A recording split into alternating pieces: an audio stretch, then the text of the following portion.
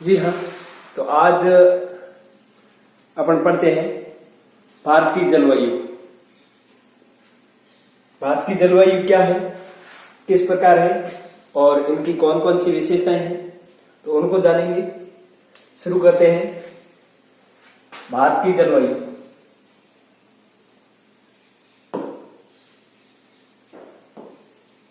भारत की जलवायु यानी भारत की जलवायु उष्णकटिबंधीय मानसूनी जलवायु है। भारत की जलवायु है वह उष्णकटिबंधीय मानसूनी जलवायु है। मानसून शब्द अपने अरबी भाषा के मौसम शब्द से लिया गया है, जिसका अर्थ है मौसम। अर्थात मानसून का अर्थ मनु के अनुसार, मनु एक भूगोलवेता है, उनके अनुसार पवनों की दिशा के अंदर या पवनों की दिशा का बदलना या बदल जाना या फिर उनका उलट जाना या फिर उनका उत्क्रमण होना, ये आपका मौसम या मानसून है। मनु क्या कहता है? मनु इसके बारे में बताता है, मानसून के बारे में। और सर्वप्रथम अपन शुरुआत करते हैं इस भारत की जलवायु को देखने की। भारत की जलवायु है, उनको जब देखेंगे उनसे पहले देखेंगे कि भारत की जलवायु है यह किस कटिबंध के अंदर आती है। तो भारत की जलवायु उष्ण कटिबंधीय मानसूनी जलवायु है, यानी उष्ण कटिबंध के अंदर आती है। उसके बाद में जो ये मानसून है, यानी इनके पीछे ये मानसून शब्द पड़ा है, ये है क्या, तो इनको जानेंगे, इनकी उत्पत्ति किस प्रकार हुई है। तो मानसून शब्द आपके अरबी भाषा के एक मौसम शब्द है। कहां का है? अरबी भाषा का मौसम शब्द है, उनसे लिया गया है। और जिसका अर्थ क्या है? मानसून। अर्थात बात की जाए इस मानसून की, तो मानसून का अर्थ है इनके बारे में एक मनु भूगोलवेता है। कौन है? मनु। तो नाम है ये, किसी को साफ नहीं दिखाई दे रहा है, उनके लिए मनु भूगोलवेता के अनुसार मानसून का अर्थ, मनु ये कहता है कि जो पवने हैं उनकी दिशा के अंदर बदलाव होना या बदल जाना उनका, या फिर उनके अंदर उल्ट फेर होना यानी उलट जाना, या फिर उनका उत्क्रमण होना, ये मानसून का अर्थ बताया है। किसने? मनु ने। यानी मनु के अनुसार इसका अर्थ ये है। फिर मनु है वह इस भारत की जलवायु के निर्धारण करती है, यानी यह मनु इस जलवायु को समझाता है, यानी इनका निर्धारण करता है प्रभावित करने वाले कारकों के आधार। यानी यह जलवायु है, इनको प्रभावित करने वाले कारक कौन कौन से हैं, तो उनके बारे में इन्होंने इनका वर्गीकरण किया। तो मुख्य रूप से इन्होंने दो भागों में वर्गीकरण किया है। पहला तो किया है स्थिति और उत्सव संबंधित कारक के आधार पर, और दूसरा किया है वायु दाब और पवन से संबंधित। यानी इन्होंने मुख्य रूप से इनके यानी जलवायु को प्रभावित करने वाले कारकों को दो भागों में बांटकर बताए हैं, जिसमें से पहला है स्थिति और उत्सव, और दूसरा है अपने वायु दाब और पवन। इनसे संबंधित ये कारक है। तो इन कारकों को अपन विश्लेषित जानेंगे। तो देखते हैं, जो पहला कारक है जो स्थिति और उत्सव के रूप में या उत्सव से संबंधित कारक है, इनको जानेंगे। तो ये स्थिति और उत्सव संबंधित कारक है, इनको भी अपन अलग अलग भागों में विभाजित करके जानेंगे। तो उसमें से पहला तो है अपना जो कारक है स्थिति के आधार पर अक्षांश, यानी अक्षांश। अब अक्षांश है इस जलवायु को किस प्रकार प्रभावित करती है, तो इन कारक को जानते हैं। अक्षांश है, ये अक्षांशीय दृष्टि से भारत है वो उष्ण कटिबंधीय और शीतोष्णीय कटिबंध दोनों में आता है, तथा भारत के बीचों बीच से आपके कर्क रेखा गुजरती है। क्या होता है कि जो यह स्थिति के आधार पर अपन इस भारत की जलवायु को देखते हैं, इस प्रभावित करने वाले कारक को देखते हैं, तो ये अक्षांशीय रेखा है, ये एक मुख्य रूप से जो कर्क रेखा है, ये भारत के बीचों बीच से होकर गुजरती है। और ये क्या करती है, इस भारत की जो जलवायु है, इनके अंदर जो कटिबंध है, कटिबंधों को दो भागों में बांट देती है। अब कर्क रेखा से जो ऊपरी कटिबंध है वो तो शीतोष्ण कटिबंध हो गया, और नीचे वाला जो भाग है वो आपका उष्ण कटिबंध हो गया। तो इन दो भागों में बांटने का कार्य है वह इस कर्क रेखा के माध्यम से होता है, इसलिए ये प्रभावित करने वाले कारकों में अक्षांश रेखा आती है। उसके बाद में दूसरा कारक है जो स्थिति के आधार पर प्रभावित करने वाला कारक है, जो हिमालय की स्थिति के आधार पर। तो हिमालय है, ये किस प्रकार इनको प्रभावित करता है। हिमालय की स्थिति, भारत के उत्तर में हिमालय पर्वत है, सभी को पता है। जो उत्तरी ध्रुव से आने वाली जो ठंडी पवनें हैं उनको भारत में आने से क्या करता है, रोकता है, रुकावट पैदा करता है, तथा मानसूनी पवनों को रोक करके क्या करता है, भारत में वर्षा करने में सहायक होता है। अतः जो उत्तरी भारत में एक शीतोष्ण कटिबंध का भाग होने के बाद भी यह शीतोष्ण जलवायु की अपेक्षा, शीतोष्णीय जलवायु की अपेक्षा वह उपोष्ण जलवायु का विकास इनके द्वारा होता है। यानी जो दूसरे नंबर पर प्रभावित करने वाला जो कारक है हिमालय है, ये क्या करता है, भारत के उत्तर में जो अपने को पता है, भारत के उत्तर में एक हिमालय पर्वत है, ये क्या करता है, उत्तरी ध्रुव से जो आने वाली जो ठंडी पवनें हैं, जो ठंडी पवनें हैं उनको क्या करता है, रोकने का कार्य करता है, यानी विरोधाभास दिखाता है, रोकता है। फिर जो मानसूनी पवनें हैं उनको रोक करके क्या करता है, भारत के अंदर बरसात करवा देता है, यानी वर्षा कराने के अंदर वो क्या हो जाता है, सहायक होता है। कौन, यही हिमालय पर्वत।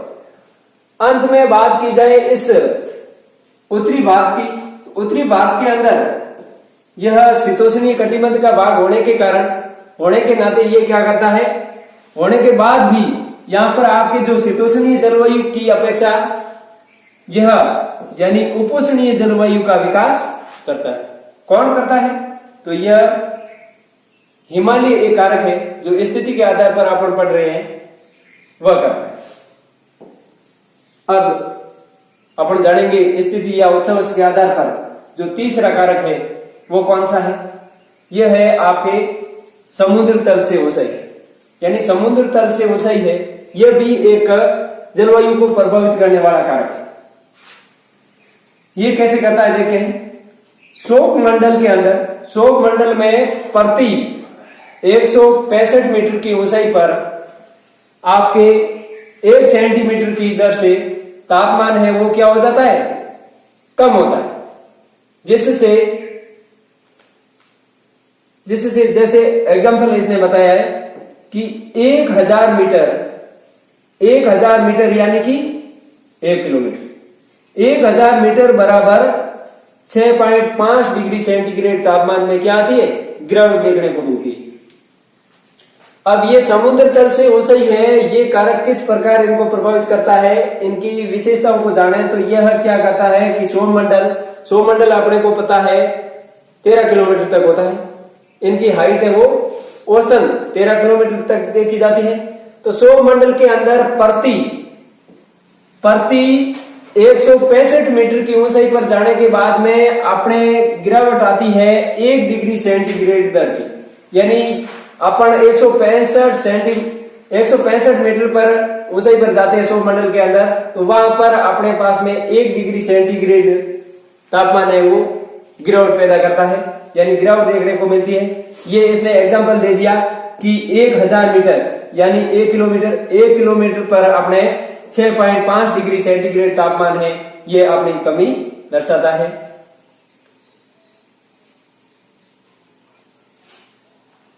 चलते आगे, सामान्य ताप की बात की जाए, यानी जनरल जो तापमान है उनकी बात की जाए तो सामान्य ताप पतन दर, नॉर्मल टेम्परेचर लैंप्स रेट ये कहलाता है। अर्थात पर्वतीय भाग में जो सबसे, अब पर्वतीय भाग के अंदर जो सबसे ऊंचे हैं वहां तापमान आपके कम पाया जाएगा। यानी पर्वतों के अंदर देखा जाए, पर्वतीय जो भाग ऊंचे पाए जाते हैं वहां पर टेम्परेचर है इनके अंदर कमी देखने को मिलेगी आपको। यानी यहां पर टेम्परेचर है वो कम देखने को मिलेगा। अब एग्जांपल के रूप में बता दें किस प्रकार ये टेम्परेचर कहां पर कम दिख रहा है। तो भारत के अंदर एक आगरा और दार्जिलिंग दो ऐसे नगर हैं जहां पर अक्षांश होने के बाद भी शीत ऋतु में आगरा का तापमान है आपके 16 डिग्री सेंटीग्रेड, वह दार्जिलिंग का जो टेम्परेचर है यह 6 डिग्री सेंटीग्रेड होता है। जिसका कारण क्या है, आगरा नगर है ये मैदानी भाग में है और दार्जिलिंग है यह आपके मध्य या फिर लघु हिमालय के अंदर स्थित होने के कारण इनके अंदर अपने टेम्परेचर में कुछ विभाजन देखने को मिल रहा है। क्योंकि इसी भारत के यह दो नगर है, यानी भारत के ये दो नगर है, अब इनकी अलग अलग जलवायु है और यहाँ पर टेम्परेचर में भी कुछ परिवर्तन देखने को मिल रहा है। तो आगरा के अंदर तो आपके टेम्परेचर है वह 16 डिग्री सेंटीग्रेड देखने को मिलता है और दार्जिलिंग के अंदर 4 डिग्री सेंटीग्रेड उसी समय में। तो यह अक्षांश के आधार पर इनके अंदर परिवर्तन देखने को मिल रहा है, इसलिए ये कारक के रूप में है। अब एक प्रश्न है, तो ये देखें निम्नलिखित नगरों में सबसे अधिक तापमान है यह किसका होगा या किसका पाया जाता है। नंबर 1 पर अंबाला जो मैदानी भाग है, शिमला पर्वतीय भाग में है, रानीखेत है ये पर्वतीय भाग में है, लेकिन सैल है ये भी पर्वतीय भाग। देखना क्या है, अधिक तापमान देखना। अपने को पता है हाइट पर जाएंगे अपन तो वहां अपने तापमान है वो गिरावट दिखाएगा। यानी 165 मीटर पर अपन जाते थे तो वहां 1 सेंटीमीटर तापमान की गिरावट देखने को मिल रही थी। इसलिए अपने को पता है हाइट में, पर्वत हाइट में होते हैं और मैदानी भाग वो नीचे होते हैं। इसलिए मैदानी भाग के अंदर जो भी ऑप्शन है वो सही होगा, क्योंकि बाकी वाले ऑप्शन है अपने को दिख रहा है ये पर्वतीय भाग के। तो पर्वतीय भाग के अंदर अपने को पता है टेम्परेचर होगा वो अधिक ना होकर के कैसा होगा, कम होगा। इसलिए अंबाला एक मैदानी भाग है, यहां पर आपके टेम्परेचर है वो अधिक पाया जाएगा। इनका आंसर सही होगा अंबाला मैदानी भाग।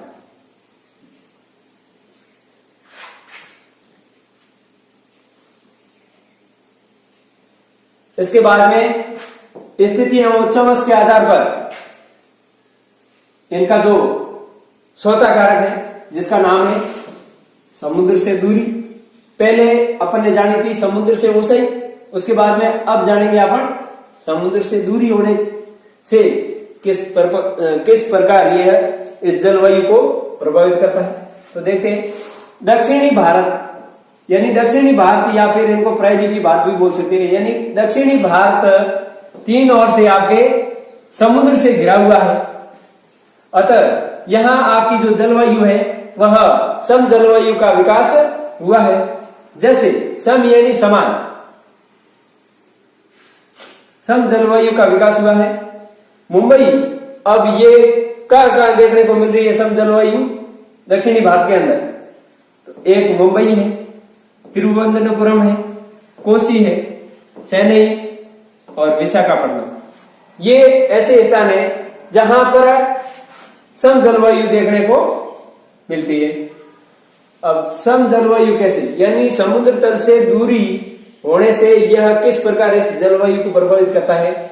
अब दक्षिणी भारत का एग्जांपल इसने दिया है कि दक्षिणी भारत है जो तीनों ओर से किन से घिरा हुआ है, समुद्र से घिरा हुआ है। क्योंकि जो पूर्व में तो बंगाल की खाड़ी से घिरा हुआ है और पश्चिम के अंदर अरब सागर आता है और दक्षिण के अंदर हिंद महासागर आ जाता है। इसलिए यह तीनों ओर से तो समुद्र से घिरा हुआ है। फिर इसने बताया कि इन के अंदर यानी इस बेल्ट के अंदर आपके जलवायु है वो सम यानी समान पाई जाएगी। अब एग्जाम्पल के अंदर इसने बता दिए स्थानों के नाम, कई मुंबई, तिरुवनंतपुरम, कोसी, चेन्नई और विशाखापट्टनम।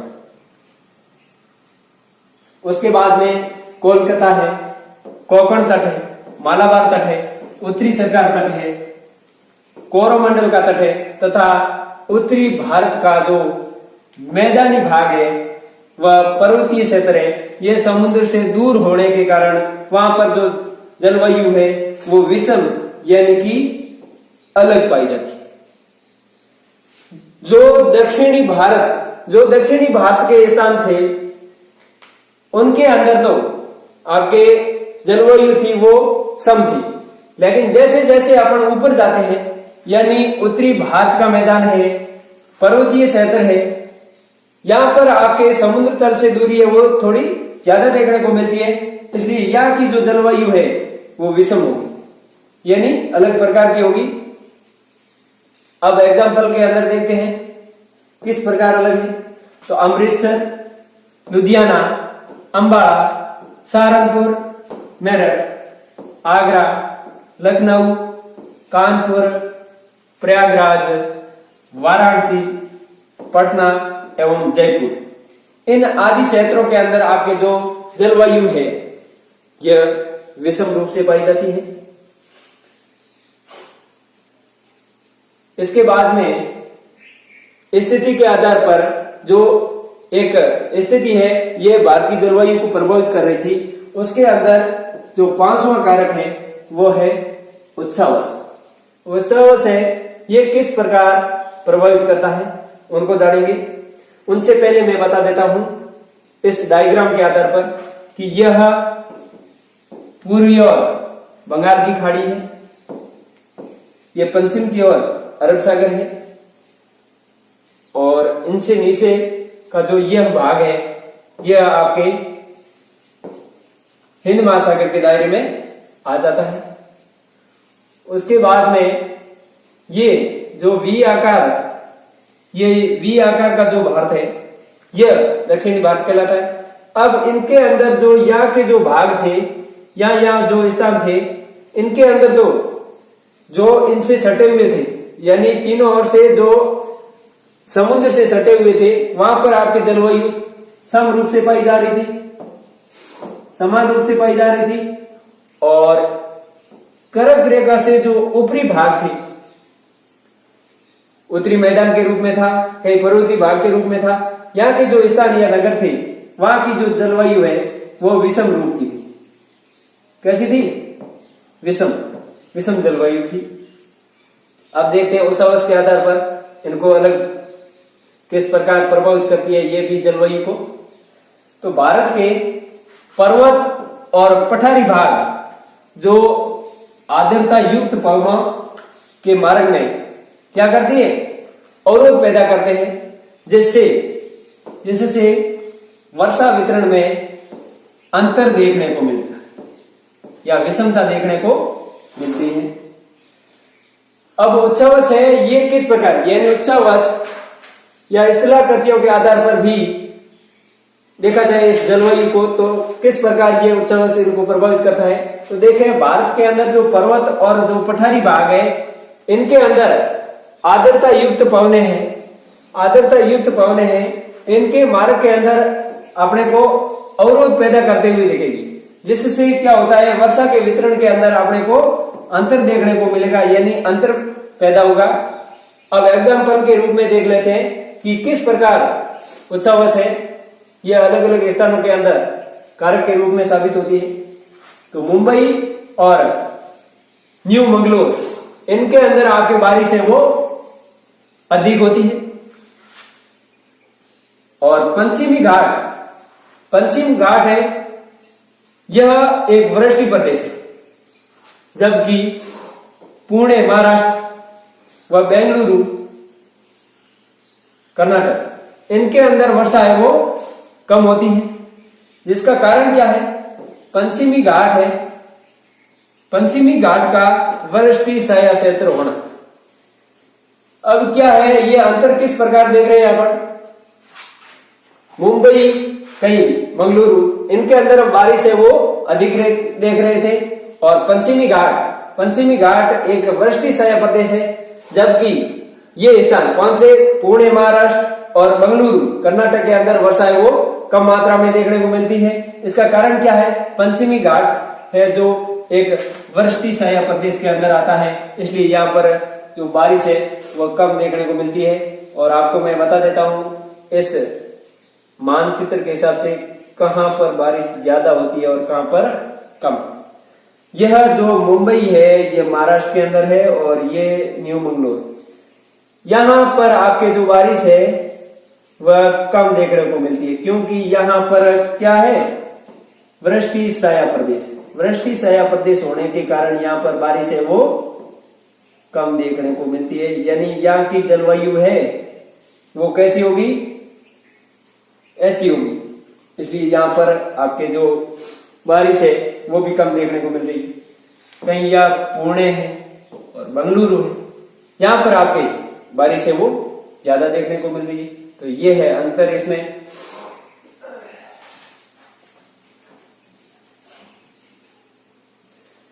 अब पहला कारक है जो स्थिति के आधार पर, इनको तो अपन ने जान लिया, यानी उनको स्थिति के आधार पर अलग अलग भागों में बांटकर जाना अपन ने। उसमें से 5 कारक अपने सामने आए थे। तो पहला कारक तो था अक्षांश, और दूसरा था आपके समुद्र तल से ऊंचाई, तीसरा था आपके समुद्र तल से दूरी, और एक था उच्चावश, और एक था हिमालय। यानी ये निम्न 5 प्रकार थे जिनसे स्थिति के आधार पर प्रभावित करने वाले कारक थे जो भारत की जलवायु को प्रभावित कर रहे थे। उसके अंदर भारत की जलवायु को प्रभावित करने में एक तो अपन ने स्थिति लिया था और दूसरा लिया था वायु दाब या फिर पवन। तो वायु दाब और पवन संबंधित कारक कौन कौन से हैं, इनको भी अलग अलग भागों में बांट कर देखेंगे आगे। तो पहला है अपने पश्चिमी विक्षोभ, दूसरा जेट, तीसरा है ITC-Z। तो इनको अलग अलग भागों में बांट रखा है, सीधा ही अपन समझते हुए आगे जाएंगे। तो पहला भाग है पश्चिमी विक्षोभ, यानी इस वायु दाब और पवन से संबंधित प्रभावित करने वाले कारक हैं, इनको जानते हैं, इनकी विशेषताओं को जानते हैं। तो पश्चिमी विक्षोभ व उष्ण कटिबंधीय चक्रवात, दूसरा है अपने जेट स्ट्रीम। जेट स्ट्रीम क्या करता है? भारत के अंदर एक सामान्य पश्चिमी और पूर्वी दोनों गति से एक लहरदार रूप में चलती है, जिसकी ग्रीष्म ऋतु के अंदर औसत गति है वो आपके 110 किलोमीटर प्रति घंटा, तथा शीत ऋतु के अंदर इनकी जो रफ्तार है वो 184 किलोमीटर प्रति घंटा होती है। यानी इस वायु दाब या पवन से संबंधित कारक को जाने तो इसके अंदर सर्वप्रथम तो क्या था? पश्चिमी विक्षोभ था और उष्णकटिबंधीय चक्रवात था, ये प्रभावित कर रहा है। और उनके बाद में जेट स्ट्रीम है, ये भी भारत की जलवायु को प्रभावित करता है। तो किस प्रकार करता है? एक तो सामान्य रूप से इनको देखे तो पश्चिमी और पूर्वी दोनों भागों के अंदर ये जेट स्ट्रीम में इनका विकास देखने को मिलता है। इसमें से कहां पर कितना है तो वो देखें तो 7.5 किलोमीटर से लेकर के 14 किलोमीटर की ऊंचाई के ऊपर आपके जो यह जेट स्ट्रीम है यह तीव्र गति से देखने को मिलेगा, और तीव्र गति से चलेगा वो भी एक लहरदार रूप में चलेगा। और ग्रीष्म ऋतु के अंदर देखें तो ग्रीष्म ऋतु के अंदर ये औसतन गति की बात की जाए तो यहाँ की औसतन गति है आपकी 110 किलोमीटर प्रति घंटा रफ्तार की, और शीत ऋतु के अंदर यही चलेगा आपके 184 किलोमीटर प्रति घंटे की रफ्तार से। तो देखते हैं इसी जेट स्ट्रीम को आगे। भारत में जेट स्ट्रीम का अध्ययन है यह पी कोटेश्वरम ने किया था। यानी भारत के अंदर जेट स्ट्रीम है, इनके बारे में थोड़ा बहुत अध्ययन किया तो किसने किया है? पी कोटेश्वरम ने।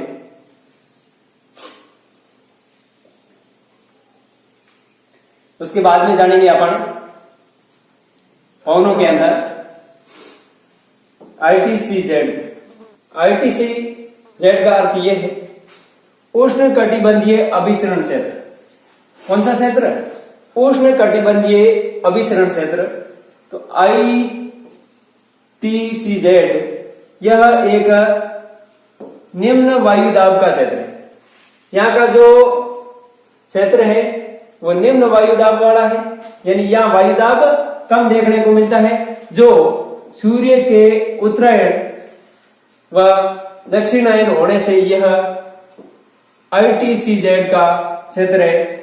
इनके ITCZ क्षेत्र में उत्तर और दक्षिण की ओर जो क्या करता है, खिसकता रहता है, जबकि आदर्श स्थितियों में यह आपके 0 डिग्री से लेकर के 5 डिग्री अक्षांशों के बीच में यह दोनों गोलार्धों के अंदर किस प्रकार अभिसरण करता है क्षेत्र, तो उनको जानेंगे। उनसे पहले बता देता हूं मैं आपको सारे चित्र के हिसाब से। तो ITCZ का अर्थ तो यह है कि यह उष्णकटिबंधीय अभिसरण क्षेत्र है, और इनके अंदर वायुदाब की बात की जाए तो वायुदाब यहाँ पर आपके निम्न देखने को मिलेगा, और ये जो सूर्य के कहीं तो उत्तरायण होता है और कहीं दक्षिणायन होता है। उत्तरायण होगा जब तो कर्क रेखा की ओर होगा, और दक्षिणायन होगा उस समय मकर रेखा की ओर देखने को मिलेगा। यह ITCZ का जो क्षेत्र है यह उत्तरी और दक्षिण की ओर क्या रहता है, खिसकता रहता है, यानी घूमता रहता है। एक बार कर्क रेखा की ओर, फिर भूमध्य रेखा पर आकर के मकर रेखा की ओर, इस प्रकार रोटेशन चलता रहता है। जबकि बात की जाए इनकी आदर्श स्थितियों की, तो इनमें ज्यादा आपके 0 डिग्री से लेकर के 5 डिग्री अक्षांशों के बीच में इन दोनों गोलार्धों के अंदर ये देखने को मिलता है, जो ITCZ वाला क्षेत्र है। अब ITCZ का जो क्षेत्र है वो कितना है, ये आपके भूमध्य रेखा है, ये भूमध्य रेखा है जो 0 डिग्री अक्षांश के रूप में है। और उसके बाद में उत्तरायण उत्तर की ओर जाएंगे तो कितना जाना है आपने को, 5 डिग्री तक, यहां तक आप आओगे, 5 डिग्री तक आओगे, यानी 5 डिग्री उत्तरी अक्षांश। उसी प्रकार अपन दक्षिण में जाएंगे 5 डिग्री दक्षिणी अक्षांश, ये हो गया। अब इन दोनों के जो मध्य वाला भाग है, यानी 5 डिग्री उत्तरी अक्षांश और 5 डिग्री दक्षिणी अक्षांश, कर्क रेखा से नीचे जो 5 डिग्री आता है वहां से लेकर के दक्षिण में 5 डिग्री के मध्य वाला जो बेल्ट है वो आपके ITCZ के रूप में है। अब ITCZ की जो संकल्पना है यह फ्लोनबाउ दे देते हैं या इसने दी है, तो ये अपनी क्लास पूरी हो जाती है। तो बात की जलवायु के बारे में, तो जलवायु को प्रभावित करने वाले कारकों में से अपन ने जाना तो मुख्य रूप से 2 कारक थे। पहला कारक था स्थिति। स्थिति के अंदर अपन ने उनको विभाजित करके देखा तो 5 भागों में विभाजित किया था। पहला अक्षांश के रूप में, दूसरा हिमालय के रूप में, तीसरा समुद्र तल से ऊंचाई के रूप में, चौथा है जो समुद्र तल से दूरी के रूप में, और 5वां उच्चावच के रूप में था। उसके बाद में जो दूसरा कारक है जो था वायुदाब के रूप में यानी पवन के रूप में था। तो इनके अंदर पश्चिमी विक्षोभ यानी उष्णकटिबंधीय जो पश्चिमी भारत के पश्चिमी साइड से जो विक्षोभ के रूप में आता है वो, उसके बाद में जेट स्ट्रीम को जाना था, और फिर जाना था एक ITCZ को। ये एक उष्णकटिबंधीय अभिसरण क्षेत्र था, इनको भी जाना था। ये जाना था पवनों के आधार। तो ये अपनी क्लास होती है पूरी जो भारत की जलवायु के बारे में। ठीक है, थैंक यू, धन्यवाद।